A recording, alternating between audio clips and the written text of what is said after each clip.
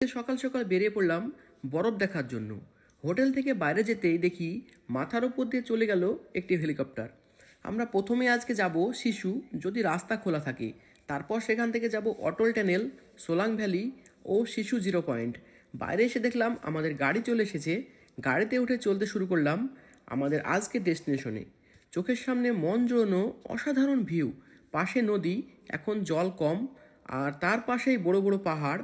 আর রাস্তার পাশে যে ছোট ছোট নম্বর দেওয়া ঘরগুলো দেখছেন, ওইগুলো বরফে যাওয়ার সময় ঠান্ডার জন্য যে ড্রেস নিতে হয় তারই দোকান।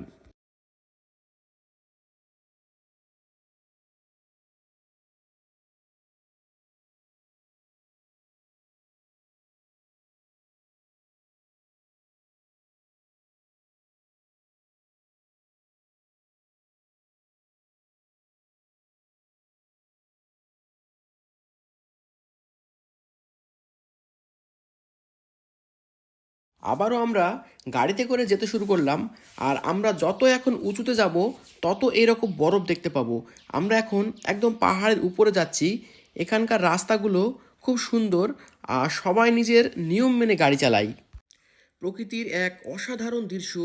এমন মনমুগ্ধকর দৃশ্য কার না ভালো লাগে। চোখ জুড়ে যাচ্ছে দেখতে দেখতে।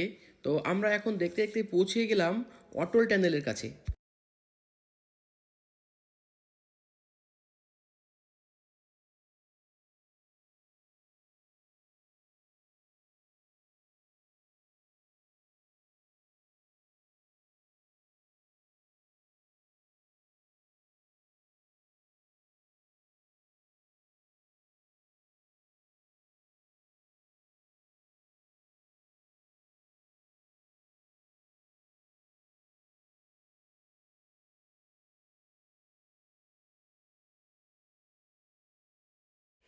কিছুক্ষণ আমরা অটল টানেলের সামনে সময় কাটানোর পরে আমরা এখন সোজা চলে যাচ্ছি অটল টানেল রোটাং। তো দেখুন, এই অটল টানেলের ভিতরের দৃশ্য এটা। এই টানেলটা পুরো 9 কিলোমিটার লম্বা। 9 কিলোমিটার মানে বুঝতে পারছেন কতখানি রাস্তা। অটল টানেলটা যেতে 15 মিনিট টাইম লাগে এই অটল টানেলের ভিতরে যেতে। চারি সাইডে সুন্দর লাইট দেওয়া আছে এবং পুরো দিনের মতো করা আছে। আর মাঝে মাঝে এক্সিট গেট করা আছে। কোনো দুর্ঘটনা ঘটে গেলে পাশ দিয়ে যে ছোট গেট আছে সেদিক দিয়ে রাস্তা করা আছে, সেদিক দিয়ে পাহাড়ের মধ্যে দিয়ে বেরিয়ে চলে যাওয়া হবে। এবং এখানকার ভিতরে চলার গাড়ির সর্বোচ্চ সীমা ছিল 40 কিলোমিটার প্রতি ঘন্টায়। তো দেখতে পাচ্ছেন আমরা অটল টানেলের ভিতর দিয়ে যাচ্ছি। অটল টানেল পার করে আমরা আবার চলে আসলাম বাইরে। আর সামনে একটি ব্রিজ ছিল, ওটার নাম চন্দ্র ব্রিজ। খুব সুন্দর। আমরা আস্তে আস্তে যত উপরে যাচ্ছি ততই বরফ বাড়ছে। এখানে অনেক ভিড় থাকার কারণে, যদিও গাড়ি পার্কিং করতে দেয়নি তখন পুলিশে আমাদের, আসার সময় দেখব তাই ভেবে আবার সোজা যেতে শুরু করলাম শিশুয়ের দিকে। কারণ এই রাস্তা দিয়েই কিছুক্ষণ পরে আমরা আবার ব্যাক আসতে হবে আমাদের হোটেলের জন্য। এখনও অনেকটা রাস্তা বাকি এখান থেকে। এই জায়গাটা দেখে অনেকটা লাদাখের রাস্তার মতো লাগছে। কি সুন্দর চারিদিকটা, শুধু বরফ আর পাহাড়, আর মাঝ দিয়ে রাস্তা, পাশে একটা ছোট নদী। আর নদীর পানি এত ঠান্ডা, আপনারা হাত না দিলে বুঝতে পারবেন না। কারণ ওই পানিগুলোর সমস্ত পানিগুলোই ওই বরফ গলার পানি।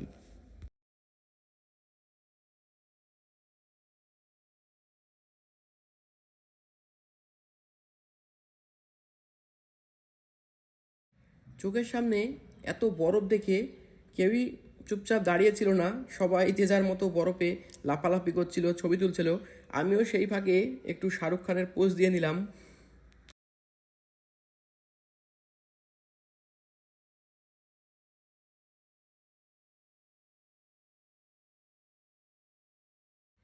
আমরা এখান থেকে বেরিয়ে পড়লাম আবার সোনাং ভ্যালি যাওয়ার জন্য। তো সোনাং ভ্যালি যাওয়ার জন্য আমরা গাড়িতে উঠলাম। আর এখানে আমরা যতই দূরে যাচ্ছি ততই বরফ বেশি। তো চলুন এবার যাব আমরা সোলাং ভ্যালি।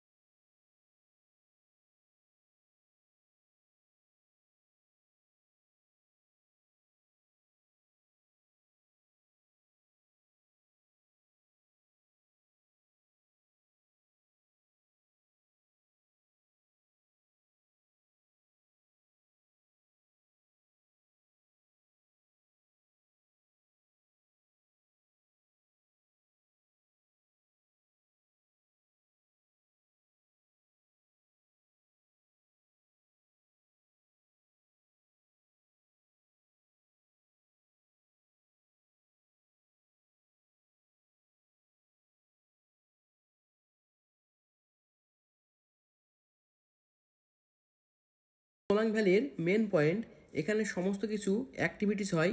আপনারা যদি অ্যাডভেঞ্চার করতে চান তাহলে সমস্ত অ্যাডভেঞ্চারের অ্যাক্টিভিটিস এখানে পেয়ে যাবেন। এখানে প্যারাগ্লাইডিং আছে, জায়ান্ট সুইং আছে, আরও অনেক রকম খেলা আছে। এখানে কাউন্টার আছে, ছোট ছোট কাউন্টার করা আছে, ওখানে গেলে ওরা ওদের জায়গায় নিয়ে যাবে গাড়ি করে, সেখান থেকে আপনারা অ্যাক্টিভিটিস করতে পারবেন। ওই দেখুন উপরে ওরা প্যারাগ্লাইডিং করছে পাহাড়ের উপরে। অনেক দক্ষ ড্রাইভার আছে, তারা একজন সাথে থাকবে, যারা চালানো জানে। আর আপনাকে ওখানে সেফটির সঙ্গে বেঁধে দেওয়া হবে। এখানে অনেক গরু আছে, দেখতে পাচ্ছেন গরুর উপরে চড়ে ঘুরে বেড়াচ্ছে। তো আমরা এসব দেখার পরে আবার আমরা চলে আসলাম হোটেলের দিকে, কারণ আমাদের দেখাও অনেক কিছু শেষ হয়ে গেছে দেখা। আর আপনারা যদি হিমাচল প্রদেশে আসেন যে অন্য কিছু দেখব, এখানে অন্য কিছু দেখা যায় না, এটা মনে রাখবেন। এখানে অন্য কিছু আপনারা পাবেন না, শুধু পাহাড় আর বরফ এগুলোই পাবেন। আর এগুলো দেখতেই এত সুন্দর লাগবে, আপনি অন্য সব কিছু ভুলে যাবেন, কারণ হিমাচল প্রদেশ মানে পাহাড় পর্বতের দেশ। তো আমাদের আজ থেকে এই পর্যন্তই, আবার দেখা হবে পরবর্তী ব্লগে। ভালো থাকবেন সবাই, সুস্থ থাকবেন।